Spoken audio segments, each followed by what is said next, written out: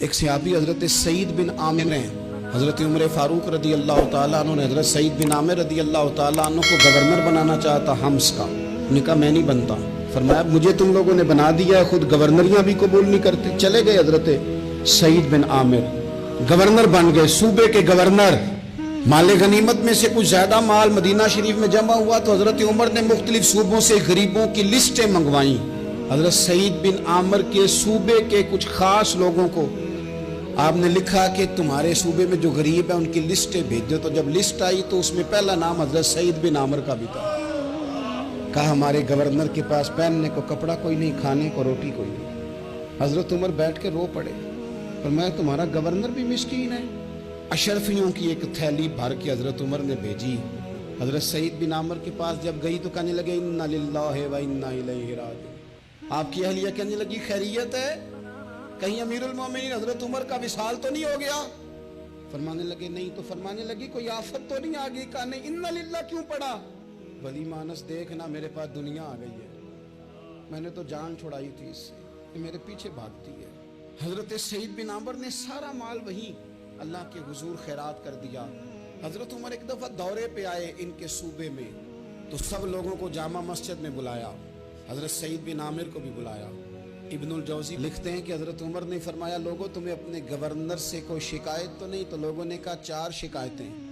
ایک تو ہمارے گورنر صاحب جب شروع میں آئے تھے تو فجر کی نماز کے بعد ہی آ کے لوگوں کے بیچ بیٹھ جاتے تھے. اب اشراق چاشت کے وقت آتے ہیں، سورج پورا طلوع ہو جاتا ہے تو حضرت سعید بن عامر رضی اللہ عنہ آتے ہیں. اور دوسری شکایت یہ ہے کہ صرف دن میں ملتے ہیں، رات کو ملتے ہی نہیں.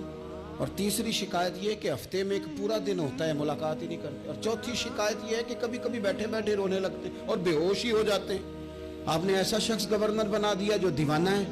حضرت عمر نے بلا لیا، قریب بیٹھے تھے، کہا دے سوالوں کے جواب.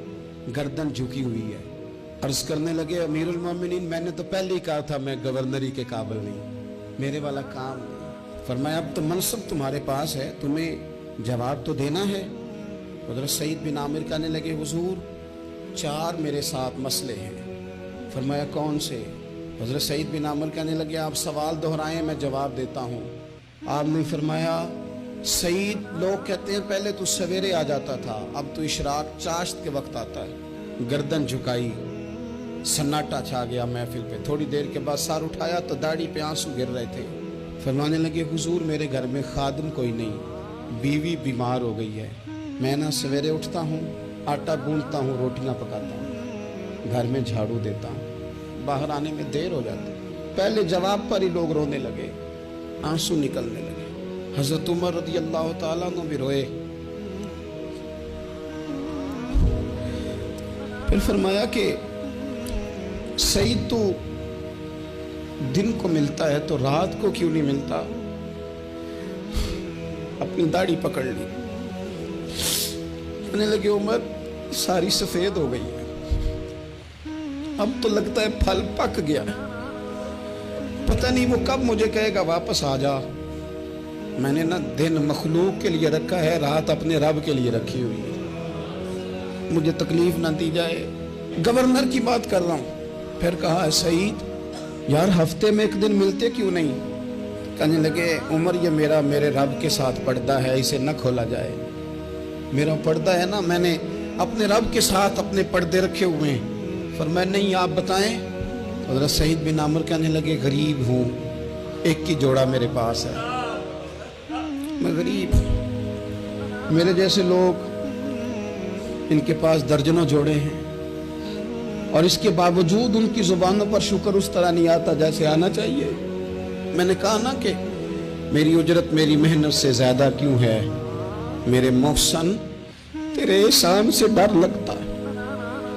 حضرت سعید بن عامر کہنے لگے ایک جوڑا ہے، ہفتے میں ایک دن دھو کے خشک ہونے کو ڈال لیتا ہوں، پھر بیوی کے کپڑے پہن کے بیٹھا رہتا ہوں.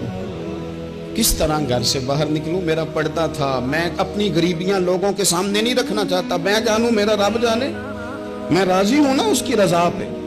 اب تو حضرت عمر ہچکیاں لے کے رونے لگے. فرمانے لگے چل آخری سوال کا جواب ہی دے دے، کبھی کبھی روتے ہو تو بے ہوش ہی ہو جاتے ہو. حضرت سعید بن عامر پھر رونے لگے. فرمانے لگے بڑی عمر کا ہو گیا تھا جب کلمہ پڑھا تھا، جب وہ پچھلے گناہ یاد آتے ہیں نا، میرے سامنے لوگوں نے حضرت حبیب بن عدی کو سزا دی تھی مکے میں، اور میں اس وقت مسلمان نہیں تھا، میں مدد نہیں کر سکتا۔ جب وہ وقت یاد آتا ہے تو برداشت، سوچتا ہوں کیسے اللہ کے حضور جاؤں گا۔ دوستو دعا کرنا، یہ وطن جو داتا صاحب کا ہے، جو بابا فرید کا ہے، جو غریبوں کا ہے، کمزوروں کا ہے، مزدوروں کا ہے، اللہ اس ملک کو بھی کوئی ایسا شخص عطا فرما دے